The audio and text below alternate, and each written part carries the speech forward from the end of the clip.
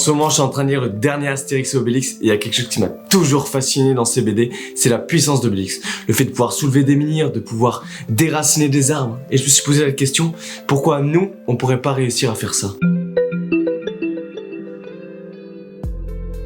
Bonjour à tous les amis, j'espère que vous allez bien.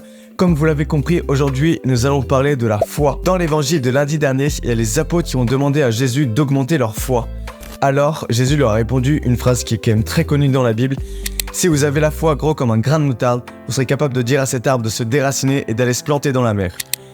Je ne sais pas si vous vous rendez compte de la puissance de cette phrase et donc de la puissance de la foi. Je trouve que l'exemple d'Astérix et Obélix illustre parfaitement cette phrase parce que Obélix étant petit, il est tombé dans la marmite, ce qui lui donne cette force surhumaine. Et si nous aussi, nous pourrons utiliser cette potion magique qui est tout simplement la foi. Grâce à la foi que Jésus nous donne, attention, c'est un don qui se travaille, nous pouvons nous aussi déraciner des arbres, nous pouvons dire aux montagnes de se déplacer. Je ne sais pas si vous vous rendez compte de la puissance de la foi. Bien sûr, Jésus sait à quel point c'est compliqué, Dieu sait à quel point c'est pas facile d'avoir une foi aussi gros qu'un grain de moutarde. C'est pour ça d'ailleurs qu'il utilise cette parabole avec la grain de moutarde. Je ne sais pas si vous avez la taille d'un grain de moutarde, mais c'est tout petit. Bref, si toi aussi tu vas avoir la foi gros comme un grain de moutarde de pouvoir déplacer les arbres comme Astérix et Obélix, je t'invite tout simplement à passer plus de temps avec ton Seigneur parce qu'en tant que chrétien, avant d'être une religion, c'est d'abord une relation avec le Christ.